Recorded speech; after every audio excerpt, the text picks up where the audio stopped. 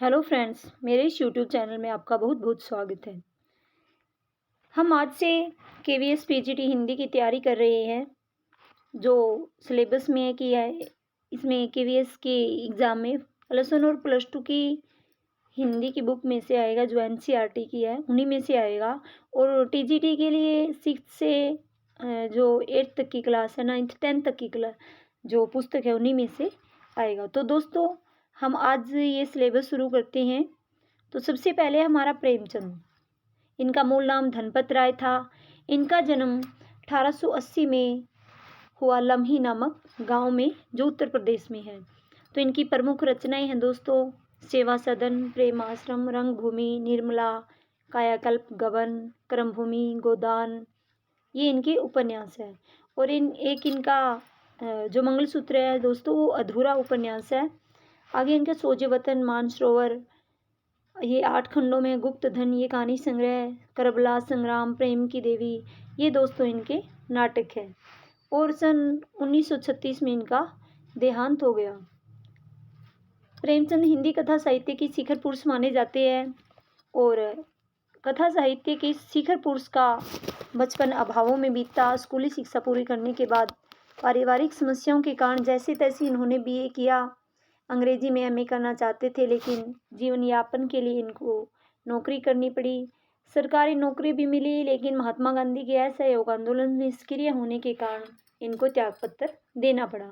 राष्ट्रीय आंदोलन से जुड़ने के बावजूद लेखन कार्य इनका बराबर चलता रहा। इनकी पत्नी शिवरानी देवी के साथ अंग्रेजों के खिलाफ आंदोलनों में उन्होंने भी हिस्सा लिया। उनके जीवन का राजनीतिक संघर्ष उनकी रचनाओं में सामाजिक संघर्ष बनकर सामने आया, जो जिनमें जीवन का यथार्थ और आदर्श दोनों था। यथार्थ यानी कि पहले तो आदर्शवाद के बारे में प्रेमचंद ने लिखा, बाद में ये यथार्थवाद के बारे में लिखने लगे थे। तो दोस्तों, आज हम जो पहला लेसन है प्लस वन में आरोह पुस्तक में, आरोह भाग 1 में, तो आज हम दोस्तों उसका अध्ययन करेंगे, नमक का दरोगा। तो दोस्तों, हमारी ये केवीएस के लिए बहुत ही इम्पोर्टेंट है, क्योंकि केवीएस का सिलेबस ही अब की बार ये दे रखा है कि जो प्लस वन और प्लस टू की बुक है उन्हीं में से सारा कुछ आएगा। तो दोस्तों, हमें ज़रूरी है कि हम विस्तार से पढ़ें। तो हम ये लेसन पढ़ते हैं। जब नमक का नया विभाग बना और ईश्वर प्रदत्त वस्तु के व्यवहार करने का निषेध हो गया, तो लोग चोरी छिपे इसका व्यापार करने लगे, क्योंकि जो अंग्रेजी सरकार थी उन्होंने नमक बनाने पर टैक्स लगा दिया था। अनेक प्रकार के छल प्रपंचों का सूत्रपात हुआ। कोई घूस से काम निकालता था, कोई चालाकी से। अधिकारियों के पो बारे थे। पटवारीगिरी का सम्मानित पद छोड़ छाड़कर लोग इस विभाग की बरकंदाजी करते थे। इसके दरोगा पद के लिए तो वकीलों का भी जी ललचाता था, क्योंकि इसमें बहुत फायदा होता था। तो इसलिए सभी क्या है, ये नमक के दरोगा बनने चाहते थे। यह वह समय था जब अंग्रेजी शिक्षा और ईसाई मत को लोग एक ही वस्तु समझते थे। फारसी का प्राबल्य था, अर्थात फारसी क्या है, तो दोस्तों फारसी का बोलबाला था। प्रेम की कथाएं और श्रृंगार रस के काव्य पढ़कर फारसीदां लोग, यानी कि जो फारसी, वो सर्वोच्च पदों पर नियुक्त हो जाया करते थे। मुंशी बंशीधर भी जुलेखा की वीरा कथा समाप्त करके मजनू और फरहाद के प्रेम वृत्तांत को, नल और नील की लड़ाई और अमेरिका, यानी कि जो मुंशी बंशीधर है दोस्तों, ये इनका मुख्य पात्र है। अमेरिका के आविष्कार से अधिक महत्व की बातें समझते हुए रोजगार की खोज में निकले। उनके पिता एक अनुभवी पुरुष थे। किनके पिता? मुंशी बंशीधर के पिता। समझाने लगे, बेटा घर की दुर्दशा देख रहे हो, ऋण के बोझ से दबे हुए हैं। लड़कियां हैं, वह घास फूस की तरह बढ़ती चली जाती है कि लड़कियों को बोझ समझा जा रहा है। मैं कगारे पर का वृक्ष, अर्थात मैं, मेरी मृत्यु कभी भी हो सकती है, न मालूम कब गिर पड़ूं। अब तुम ही घर के मालिक मुख्तार हो, नौकरी में ओहदे की ओर ध्यान मत देना, यह तो पीर का मजारा है। निगाह चढ़ावे और चादर पर रखनी चाहिए कि आप ओहदे की तरफ ध्यान मत दो, जिसमें ज़्यादा फायदा होता है वही आप नौकरी कीजिए। ऐसा काम ढूंढना जहाँ कुछ ऊपरी आय भी हो। मासिक वेतन तो पूर्णमासी का चांद है, जो एक दिन दिखाई देता और घटते घटते लुप्त हो जाता है। ऊपरी आय बहता हुआ स्रोत है, जिससे सदैव प्यास बुझती है। अर्थात वो कहते हैं कि आप ऊपरी कमाई ज़्यादा करना। वेतन मनुष्य देता है, इसी से उसमें वृद्धि नहीं होती। ऊपरी आमदनी ईश्वर देता है, इसी से उसकी बरकत होती है। अर्थात जो मुंशी वंशीधर के पिता है वो चाहते हैं कि वो रिश्वत ले, ऊपर की कमाई करे। तुम समय विद्वान हो, तुम्हें क्या समझाऊं। इस समय में विवेक की बड़ी आवश्यकता है। मनुष्य को देखो, उसकी आवश्यकता को देखो और अवसर को देखो, उसके उपरांत जो उचित समझो करो। अर्थात जैसा मनुष्य, जैसा उसका काम है, उसी के अनुसार उससे रिश्वत लो। गरज वाले आदमी के साथ कठोरता करने में लाभ ही लाभ है, लेकिन बेगरज को दांव पर पाना जरा कठिन है। इन बातों को निगाह में बांध लो, यह मेरी जन्म भर की कमाई है। अर्थात वो चाहता है कि जो भी आदमी आपको ठीक लगे कि ये जितना ज़्यादा मुनाफा आपको दे सकता है, उससे लीजिए। इस उपदेश के बाद पिताजी ने आशीर्वाद दिया। वंशीधर आज्ञाकारी पुत्र थे। ये बातें ध्यान से सुनी और घर से चल खड़े हुए। इस विस्तृत संसार में उनके लिए धैर्य अपना मित्र, बुद्धि अपनी पथ प्रदर्शक और आत्मावलंबन ही अपना सहायक था। लेकिन अच्छे शकुन से चले थे। जाते ही जाते नमक विभाग के दरोगा पद पर प्रतिष्ठित हो गई, यानी कि इनको नमक विभाग में दरोगा का पद मिल गया, जिसके लिए वकीलों का भी जी ललचाता था, क्योंकि यहाँ ऊपरी कमाई ज़्यादा थी। वेतन अच्छा और ऊपरी कमाई का तो ठिकाना ही न था। वृद्ध मुंशी जी को सुख संवाद मिला तो फूले न समाई। महाजन कुछ नरम पड़े, कलवार की आशा लता लहलाई, पड़ोसियों के हृदय में सूल उठने लगी। तो दोस्तों, भारत में भी ऐसे है कि भाई पड़ोसियों के हृदय में सूल उठने लगता अगर कोई पड़ोसी अच्छा खाने पीने लगता है, क्योंकि उसे दरोगा की नौकरी मिल गई थी तो उनके पड़ोसी उन पर जल रहे थे। जाड़े के दिन थे, अर्थात सर्दी का समय था और रात का समय। नमक के सिपाही चौकीदार नशे में मस्त थे। मुंशी वंशीधर को यहाँ आए अभी 6 महीने से अधिक न हुए थे, लेकिन इस थोड़े समय में ही उन्होंने अपनी कार्यकुशलता और उत्तम विचार से अफसरों को मोहित कर लिया था। यानी कि वो अपनी अफसरशाही के लिए दरोगा के पद पर अच्छे फेमस हो चुके थे अपनी ईमानदारी के कारण। अफसर लोग उन पर बहुत विश्वास करने लगे। नमक के दफ्तर से 1 मील पूर्व की ओर जमुना नदी बहती थी। उस पर नावों का एक पुल बना हुआ था। दरोगा जी किवाड़ बंद किए मीठी नींद से सो रहे थे। अचानक आंख खुली तो नदी के प्रवाह की जगह गाड़ियों की गड़गड़ाहट और मलाहों का कोलाहल सुनाई दिया। उठ बैठे, इतनी रात गए गाड़ियां क्यों नदी के पार जाती है, अवश्य कुछ न कुछ गोलमाल है। तर्क ने भ्रम को पुष्ट किया, यानी कि उन्हें भ्रम हो गया कि कुछ तो गड़बड़ है। वर्दी पहनी, तमंचा जेब में रखा और बात की बात में घोड़ा बढ़ाए हुए पुल पर आ पहुंचे। गाड़ियों की एक लंबी कतार पुल के पार जाती दिखी। डांट कर पूछा, किसकी गाड़ियां हैं? तो जवाब में दोस्तों इनको मिला, देखो इस चित्र में दिखाया गया कि ये पुल से गाड़ियां जा रही है, ये आलोपी दिन की थी। थोड़ी देर तक सन्नाटा रहा, अर्थात मुंशी वंशीधर के पूछने पर भी उन्होंने कुछ नहीं बताया। आदमियों में कुछ कानाफूसी हुई, तब आगे आने वाले ने कहा, पंडित आलोपी दिन की। पंडित आलोपी दिन कौन है? ये दातागंज के मुंशी वंशीधर चौंके। पंडित आलोपी दिन इस इलाके के सबसे प्रतिष्ठित जमींदार थे, लाखों रुपए का लेन देन करते थे। इधर छोटे से बड़े कौन ऐसे थे जो उनके ऋणी न हो, यानी कि बहुत बड़े जमींदार थे, सबको ऋण देते थे, छोटे बड़े हो। व्यापार भी बड़ा लंबा चौड़ा था, बड़े चलते पुर्जे आदमी थे। अंग्रेज अफसर उनके इलाके में शिकार खेलने आते और उनके मेहमान होते। बाद 12 मास सदाव्रत चलता था, अर्थात सभी महीनों में, अर्थात हमेशा उनके पास वो आते रहते थे। मुंशी जी ने पूछा, गाड़ियां कहाँ जाएंगी? उत्तर मिला, कानपुर। लेकिन इस प्रश्न पर किस में क्या है? सन्नाटा छा गया, अर्थात किसी ने भी कोई जवाब नहीं दिया। दरोगा साहब का संदेह और भी बढ़ गया। कुछ देर तक उत्तर की बाट देखकर वह जोर से बोले, क्या तुम सब गूंगे हो गए हो? हम पूछते हैं इसमें क्या लदा है? जब एक बार भी उत्तर न मिला, यानी कि जब इस बार भी उत्तर नहीं मिला, तो उन्होंने घोड़े को एक गाड़ी से मिलाकर बोरे को टटोला। भ्रम दूर हो गया, यह नमक के ढेले थे, अर्थात उनको जैसा उन्होंने सोचा था वैसा ही उनको मिला। पंडित आलोपी दिन इतने सजीले रथ पर सवार, कुछ सोते हुए जागते चले जाते थे। अचानक कई गाड़ी वालों ने घबराए हुए आकर जगाया और बोले, महाराज, दरोगा ने गाड़ियां रोक दी है और घाट पर खड़े आपको बुलाते हैं। पंडित आलोपी दिन का लक्ष्मी जी पर अखंड विश्वास था, अर्थात लक्ष्मी जी अर्थात पैसे पर। वह कहा करते थे कि संसार का तो कहना ही क्या, स्वर्ग में भी लक्ष्मी का ही राज्य है। उनका ये कहना यथार्थ ही था, क्योंकि सब जगह रिश्वत का बोलबाला था। न्याय और नीति सब लक्ष्मी के खिलौने हैं, अर्थात न्याय और कानून पैसे से ही चलते हैं। इन्हें वह जैसे चाहती है नचाती है। लेटे ही लेटे ग्रह से बोले, चलो हम आते हैं। यह कहकर पंडित जी ने बड़ी निश्चिंतता से पान की बीड़े लगाकर खाई। फिर लिफाज ओढ़े हुए दरोगा के पास आकर बोले, बाबूजी आशीर्वाद, कहिए हमसे ऐसा कौन सा अपराध हुआ कि गाड़ियां रोक दी गई? हम ब्राह्मणों पर तो आपकी कृपा दृष्टि रहनी चाहिए। अर्थात वो जाति से ब्राह्मण थे। कौन? पंडित तलोपीदीन, जो जमींदार थे, जिनकी गाड़ियां पकड़ी गई थी। वंशीधर रुखाई से बोले, सरकारी हुक्म। पंडित तलोपीदीन ने हंसकर कहा, हम सरकारी हुक्म को नहीं जानते और न सरकार को। हमारे सरकार तो आप ही है। हमारा और आपका तो घर का मामला है। हम कभी आपसे बाहर हो सकते हैं? आपने व्यर्थ का कष्ट उठाया। यह हो नहीं सकता कि इधर से जाए और इस घाट के देवता को भेंट न चढ़ाएं, अर्थात हम आपको रिश्वत दे देते हैं। मैं तो आपकी सेवा में समय ही आ रहा था। वंशीधर पर ऐश्वर्य की मोहिनी वंशी का कुछ प्रभाव नहीं पड़ा। अर्थात उन्होंने जैसे जैसे ये बातें कही, वंशीधर, दरोगा वंशीधर पर किसी भी प्रकार का कोई प्रभाव नहीं आया, क्योंकि वो ईमानदार थे। ईमानदारी की नई उमंग थी।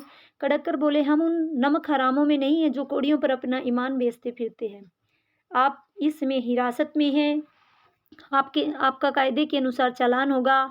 बस मुझे अधिक बातों की फुर्सत नहीं है। जमादार बदलू सिंह, तुम इन्हें हिरासत में ले लो, मैं हुक्म देता हूँ। अर्थात ये जो जमादार है बदलू सिंह, ये इनको हिरासत में लेता है। पंडित अलोपीदीन स्तब्ध हो गए। गाड़ी वाहनों में हलचल मच गई। पंडित जी के जीवन में कदाचित ये पहला ही अवसर था पंडित जी को यह ऐसी कठोर बातें सुननी पड़ी। बदलू सिंह जी आगे बढ़ा, परंतु रोब के मारे यह एहसास नहीं हुआ कि उनका हाथ पकड़ सके। पंडित जी ने धर्म को धन का ऐसा निरादर करते कभी नहीं देखा। विचार किया कि है अभी उदंड लड़का है, माया मोह के जाल में अभी नहीं पड़ा है, अल्लड़ है, झिझकता है। बहुत दीन भाव से बोले, बाबू साहब ऐसा न कीजिए, हम मिट जाएंगे, इज्जत धूल में मिल जाएगी। हमारा अपमान करने से आपके हाथ क्या आएगा? हम किसी तरह आपसे बाहर थोड़ी है।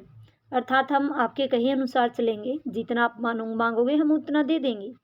वंशीधर ने कठोर स्वर में कहा, हम ऐसी बातें नहीं सुनना चाहते। अलोपीदीन ने जिस सहारे को चट्टान समझ रखा था, वह पैरों के नीचे से खिसकता हुआ मालूम हुआ।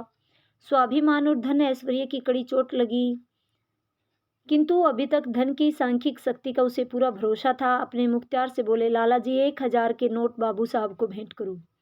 आप इस समय भूखे सिंह हो रहे हो। वंशीधर ने गर्म होकर कहा, 1000 नहीं, 1,00,000 भी मुझे सच्चे मार्ग से नहीं हटा सकते। धर्म की इस बुद्धिहीन दृढ़ता और देव दुर्लभ त्याग पर मन बहुत झुंझलाया। अब दोनों शक्तियों में संग्राम होने लगा। धन ने उछल उछल कर आक्रमण करने शुरू कर दिया था। तो उन्होंने पहले 1000, 2000, 3000 ऐसी रिश्वत देने की कोशिश की। 1 से 5, 5 से 10, 10 से 15, 15 से 20,000 तक नौबत पहुंची, किंतु धर्म अलौकिक वीरता के साथ इस बहुसंख्यक सेना के सम्मुख अकेला पर्वत की भांति अटल अविचलित खड़ा, अर्थात ईमानदारी उसकी नहीं डगमगाई। अलोपीदीन निराश होकर बोले, अब इससे अधिक मेरा साहस नहीं, आगे आपको अधिकार है। वंशीधर ने अपने जमादार को ललकारा। बदलू सिंह मन में दरोगा जी को गालियां देता हुआ पंडित अलोपीदीन की ओर बढ़ा। वो दरोगा जी को गालियां इसीलिए दे क्योंकि वो भी पंडित अलोपीदीन का ही चमचा था। पंडित घबराकर 2-3 कदम पीछे हट गए। अत्यंत दीनता से बोले, बाबू साहब ईश्वर के लिए मुझ पर दया कीजिए, मैं 25,000 पर निपटारा करने को तैयार हूँ। असंभव बात है, 30,000 पर किसी तरह भी संभव नहीं। क्या 40,000 पर भी नहीं? 40,000 नहीं, 40 लाख पर भी असंभव है।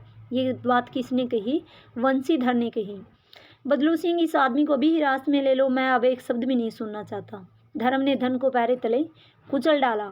अलोपीदीन ने एक हष्ट पुष्ट मनुष्य को हथकड़ियां लिए हुए अपनी तरफ आते देखा। चारों निराश और कतार दृष्टि से देखने लगे। इसके बाद एकाएक मूर्छित होकर गिर पड़े। कौन? अलोपीदीन बेहोश होकर नीचे गिर पड़े। दुनिया सोती थी पर दुनिया की जीभ जगती थी। देखिए, सवेरे देखिए तो बालक वृद्ध सबके मुंह से यही बात सुनाई देती है। जिसे देखिए वही पंडित जी के इस व्यवहार पर टीका टिप्पणी कर रहा था। निंदा की बौछारें हो रही थी, मानो संसार से पापी का पाप कट गया। पानी को दूध के नाम से बेचने वाला ग्वाला, कल्पित रोज नामचे भरने वाले अधिकारी वर्ग, रेल में बिना टिकट सफर करने वाले बाबू लोग, जाली दस्तावेज बनाने वाले सेठ और साहूकार, यह सब के सब देवताओं की भांति गर्दनें चला रहे थे। जब दूसरे दिन पंडित अलोपीदीन अभियुक्त होकर कांस्टेबलों के साथ हाथों में हथकड़ियां, हृदय में गलाने, शोभ भरे लज्जा से गर्दन झुकाए अदालत की तरफ चले तो सारे शहर में हलचल मच गई। मेलों में कदाचित आंखें इतनी व्यग्र न होती होगी, यानी कि मेला देखने भी लोग इस तरह नहीं जाते थे जिस तरह पंडित अलोपीदीन को देखने गई। भीड़ के मारे छत और दीवार में कोई भेद नहीं रहा। अर्थात सभी जगह उसको देख रहे थे। किंतु अदालत में पहुंचने की देर थी। पंडित लोपीदीन इस अगाध वन के सिंह थे। अधिकारी वर्ग उनके भक्त, अमले उनके सेवक, वकील, मुख्तार उनके आज्ञापालक और अर्दली, चपरासी और चौकीदार तो उनके बिना माल के गुलाम थे। उन्हें देखते ही लोग चारों तरफ से दौड़े। सभी लोग विस्मित हो रहे थे, इसलिए नहीं कि लोपीदीन ने क्यों यह कर्म किया, बल्कि इसलिए कि वह कानून के पंजे में कैसे आए। ऐसा मनुष्य जिनके पास असाध्य साधन करने वाला धन और अनन्य वाचालता हो, वह क्यों कानून के पंजे में आए। प्रत्येक मनुष्य उनसे सहानुभूति प्रकट करता था। बड़ी तत्परता से इस आक्रमण को रोकने के निमित्त वकीलों की एक सेना तैयार हो गई। न्याय के मैदान में धर्म और धन में युद्ध ठन गया। वंशीधर चुपचाप खड़े थे। उनके पास सत्य के सिवाय न कोई बल था, न स्पष्ट भाषण के अलावा कोई शस्त्र। गवाह थे, किंतु लोभ से डावाडोल।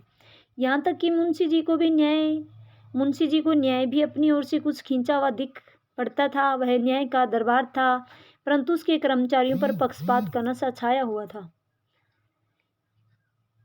जहाँ पक्षपात हो, वह न्याय की कल्पना भी नहीं की जा सकती। मुकदमा शीघ्र ही समाप्त हो गया। डिप्टी मैजिस्ट्रेट ने अपनी तजवीज़ में लिखा, यानी कि अपने दस्तावेजों में लिखा, पंडित लोपीदीन के विरुद्ध दिए गए प्रमाण निर्मूल और भ्रमात्मक है। वह एक बड़े भारी आदमी है।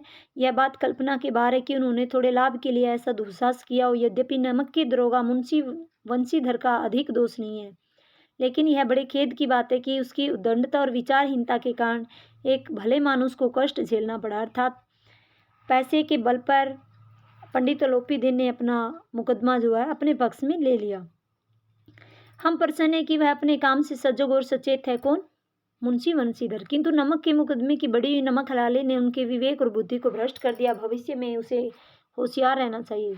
देखो भाई, भ्रष्ट दुनिया ने, यानी कि भ्रष्टाचार का बोलबाला था, तो इसलिए मुंशी वंशीधर के इतने प्रयास के बावजूद भी जो पंडित लोपीदीन थे वो छूट गए थे जेल से।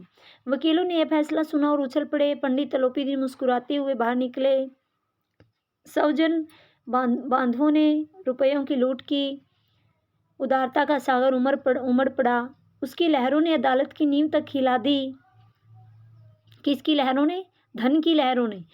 जब वंशीधर बाहर निकले तो चारों ओर से उनके ऊपर व्यंग्य बाणों की वर्षा होने लगी। चपरासियों ने झुक झुक कर सलाम किए, मुंशी वंशीधर को नहीं, पंडित लोपीदीन को। किंतु इस समय एक एक कटु वाक्य, एक एक संकेत उनकी गर्वाग्नि को प्रज्वलित कर रहा था। कदाचित इस मुकदमे में सफल होकर वह इस तरह करते हुए न चलते। आज उन्हें संसार का एक खेदजनक विचित्र अनुभव हुआ। न्याय और विद्वत्ता, लंबी चौड़ी उपाधियां, बड़ी बड़ी दाढ़ियां और ढीले चोंगे एक भी सच्चे आदर के पात्र नहीं। मुंशी वंशीधर ये सब सोच रहे कि देखो, सारे पैसे में बिक जाते, अपना ईमान बेच देते हैं, सच्चाई बिक गई है। वंशीधर ने धन से बैर मोल लिया था, उसका मूल्य चुकाना अनिवार्य था। कठिनता से एक सप्ताह बीता होगा कि मोतली पर का परवाना, यानी कि मोतली, यानी कि उसके ट्रांसफर का क्या है, संदेश आ गया। परवाना संदेश, मोतली ट्रांसफर, स्थानांतरण का यह प्रायणता का दंड मिला। अर्थात जो उनकी ईमानदारी थी उसके कारण उसने पंडित लोपीदीन को पकड़ा था। फिर पंडित लोपीदीन ने उनका ट्रांसफर करवा दिया। बेचारे भग्न हृदय, शोक और खेद से व्यथित घर को चले। कौन? मुंशी वंशीधर। बूढ़े मुंशी जी अर्थात उनके पापा तो पहले से ही कुड़बुड़ा रहे थे कि चलते चलते इस लड़के को समझाया था कि लेकिन इसने एक नहीं सुनी। सब मनमानी करता है। हम तो कलवार और कसाई के तगादे से हैं, बुढ़ापे में भक्त बनकर बैठे हैं और वहाँ बस वही सूखी तनख्वाह। हमने भी तो नौकरी की है और कोई ओहदेदार नहीं थे, लेकिन काम किया, दिल खोल कर किया और आप ईमानदारी बनने चले हैं। घर में चाहे अंधेरा हो, मस्जिद में अवश्य दिया जलाएंगे। खेद ऐसी समझ पर। पढ़ना लिखना सब अकार्थ गया, यानी कि व्यर्थ गया। थोड़े दिनों ही बाद जब मुंशी वंशीधर दुरावस्था में घर पहुंचे और बूढ़े पिताजी ने समाचार सुना तो सिर पीट लिया। बोले, जी चाहता है कि तुम्हारा और अपना सिर फोड़ लूं। बहुत देर तक पछता कर हाथ मलते रहे। क्रोध में कुछ कठोर बातें भी कही और यदि वंशीधर वहां से टल न जाते तो अवश्य यह क्रोध विकट रूप धारण करता। वृद्धा माता को भी दुख हुआ। जगन्नाथ और रामेश्वर यात्रा की कामना मिट्टी में मिल गई। तो दोस्तों, इस तरह के क्वेश्चन आए कि वो कहाँ, उसकी माता कहाँ की यात्राएं करनी चाहती थी। जगन्नाथ और रामेश्वर की सारे पात्र इसके याद रखने हैं, पूरी घटना याद रखनी है। पत्नी ने तो कई दिनों तक सीधे मुंह से बात भी नहीं की। इसी प्रकार एक सप्ताह बीत गया। संध्या का समय था। बूढ़े मुंशी जी बैठे राम नाम की माला जप रहे थे। इसी समय उनके द्वार पर सजा हुआ रथ आकर रुका। हरे और गुलाबी पर्दे, पछलियां, पछिए, बैलों की जोड़ी, उनकी गर्दनों में नीले धागे, सींगे पीतल से जड़ी हुई। कई नौकर लाठियां कंधों पर रखे साथ थे। मुंशी जी अगवानी को दौड़े। देखा तो पंडित अलोपीदीन है। झुककर दंडवत की। किसने? मुंशी वंशीधर के पिता ने। चलो चप्पों की बात करने लगे। हमारा भाग्य उदय हुआ। लल्लो चप्पो यानी कि उनकी चापलूसी करने लगे। जो आपके चरण इस द्वार पर आए, आप हमारे पूज्य देवता है, आपको कौन सा मुंह दिखावे? मुंह में तो कालिख लगी हुई है, अर्थात मेरे बेटे ने आपके साथ ऐसा किया और आप हमारे घर आ गए। किंतु क्या करें, लड़का भागा कपूत है, नहीं तो आपसे क्यों मुंह छिपाना पड़ता। ईश्वर निसंतान चाहे रखे, पर ऐसी संतान किसी को ना दे। ये बात किसने कही? पंडित वंशीधर के पिता ने अलोपीदीन को। अलोपीदीन ने कहा, नहीं भाई साहब, ऐसा न कहिए। मुंशी जी ने चकित होकर कहा, ऐसी संतान को और क्या कहूँ। अलोपीदीन ने वात्सल्यपूर्ण स्वर में कहा, कुल तिलक और पुरुषों की कीर्ति उज्ज्वल करने वाले संसार में ऐसे कितने धर्मपरायण मनुष्य जो धर्म पर अपना सब कुछ अर्पण कर सके। अर्थात वो वंशीधर की बड़ाई करना चाहते थे। पंडित अलोपीदीन ने वंशीधर से कहा, दरोगा जी से खुशामद न समझिए। खुशामद करने के लिए मुझे इतना कष्ट उठाने की जरूरत न थी। उस रात को आपने अपने अधिकार बल से मुझे अपनी हिरासत में ले लिया था, किंतु आज मैं स्वेच्छा से आपकी हिरासत में हूँ। मैंने हजारों रईस और अमीर देखे, हजारों उच्च पदाधिकारियों से काम पड़ा, किंतु मुझे परास्त किया तो आपने। मैंने सबको अपना और अपने धन का गुलाम बनाकर छोड़ दिया। मुझे आज्ञा दीजिए कि मैं आपसे कुछ विनय करूं। वंशीधर ने अलोपीदीन को आते देखा तो उठकर सत्कार किया, किंतु स्वाभिमान सहित। समझ गए कि यह महाशय मुझे लज्जित करने और जलाने आए हैं। क्षमा प्रार्थना कर चेष्टा नहीं की, वरन उन्हें अपने पिता की है ठकुर सुहाती की बात ऐसा ऐसी प्रतीत हुई। पर पंडित जी की बातें सुनी तो मन की मैल मिट गई दोनों की। पंडित जी की ओर उड़ती हुई दृष्टि से देखा, सद्भाव झलक रहा था। गर्व ने अब लज्जा के सामने सिर झुका दिया। शर्माते हुए बोले, यह आपकी उदारता है जो आप ऐसा कहते हैं। मुझसे तो कुछ अविनय हुई है, उसे क्षमा कीजिए। मैं धर्म की बेड़ी में जकड़ा हुआ था, नहीं तो वैसे मैं आपका दास हूँ। जो आज्ञा होगी वह मेरे सिर माथे। अलोपीदीन ने विनीत भाव से कहा, अर्थात विनम्रतापूर्वक कहा, नदी तट पर आपने मेरी प्रार्थना नहीं स्वीकार की थी, किंतु आज स्वीकार करनी पड़ेगी। वंशीधर बोले, मैं किस योग्य हूँ, किंतु जो कुछ सेवा मुझसे हो सकती है उसमें त्रुटि नहीं रहेगी। अलोपीदीन ने एक स्टाम्प लगा हुआ पत्र निकाला और उसे वंशीधर के सामने रखकर बोले, इस पद को स्वीकार कीजिए और अपने हस्ताक्षर कीजिए। मैं ब्राह्मण हूँ, जब तक यह सवाल पूरा न कीजिएगा द्वार से न हटूंगा। मुंशी वंशीधर ने उस कागज को पढ़ा तो कृतज्ञता से आंखों में आंसू भर आए। पंडित अलोपीदीन ने उनको अपनी सारी जायदाद का स्थायी मैनेजर नियुक्त कर दिया था। 6,000 वार्षिक वेतन के अलावा रोजाना खर्च अलग, सवारी के लिए घोड़े, रहने को बंगला, नौकर चाकर मुफ्त। कंपित स्वर में बोले, पंडित जी, मुझसे इतनी सामर्थ्य नहीं है कि मैं आपकी उदारता की प्रशंसा कर सकूं, किंतु मैं ऐसे उच्च पद के योग्य नहीं हूँ। अलोपीदीन हंसकर बोले, मुझे इस समय एक अयोग्य मनुष्य की ही जरूरत है। वंशीधर ने गंभीर भाव से कहा, यूं मैं आपका दास हूँ, आप जैसी कीर्तिवान सज्जन पुरुष की सेवा करना मेरे लिए सौभाग्य की बात है, किंतु मुझ में न विद्या है, न बुद्धि, न वह स्वभाव जो इन त्रुटियों की पूर्ति कर देता है। ऐसे महान कार्य के लिए एक बड़े मर्मज्ञ अनुभवी मनुष्य की जरूरत है। अलोपीदीन ने कलमदान से कलम निकाले और उसे वंशीधर के हाथ में देकर बोले, न मुझे विद्वत्ता की चाह है, न अनुभव की, न मर्मज्ञता की, न कार्य की, न कुशलता की। इन गुणों के महत्व का परिचय खूब पा चुका हूँ। अब सौभाग्य और सुअवसर ने मुझे वह मोती दे दिया है जिसके सामने योग्यता और विद्वत्ता की चमक फीकी पड़ जाती है। यह कलम लीजिए, अधिक सोच विचार न कीजिए, दस्तखत कीजिए। परमात्मा से यही प्रार्थना है कि वह आपको सदैव वही नदी के किनारे वाला बेमुरावत, उदंड, कठोर किंतु धर्मनिष्ठ दरोगा बनाए रखे। वंशीधर की आंखें डबडबाई। हृदय के संकुचित पात्र में इतना एहसान न समझ का। एक बार फिर पंडित जी की ओर भक्ति और श्रद्धा की दृष्टि से देखा और कांपते हुए हाथ से मैनेजरी के कागज पर हस्ताक्षर कर दिए। अलोपीदीन ने प्रफुल्लित होकर उन्हें गले लगा लिया। अर्थात दोनों में सुलह भी होगी। तो भाई भले ही पंडित अलोपीदीन नमक यानी कि गैर कानूनी काम कर रहे थे, लेकिन पंडित वंशीधर की धर्मपरायणता, ईमानदारी को देखकर वो उनसे प्रभावित थे, तो इसीलिए उन्होंने अपनी पूरी संपत्ति का स्थायी मैनेजर उनको नियुक्त कर दिया। तो इस लेसन से हमें यही शिक्षा मिलती है कि कभी भी हमारी ईमानदारी, हमें किसी चीज़ पर भी न्यौछावर नहीं करनी चाहिए, चाहे पैसा हो या कुछ और हो। तो दोस्तों, इस लेसन को अच्छे से पढ़िए, ये केवीएस के लिए क्लास है, तो ऐसी ही क्लास आपके लिए आती रहेगी। अगर आपको मेरी क्लास अच्छी लगे तो इसको लाइक और शेयर कीजिए। Thank you.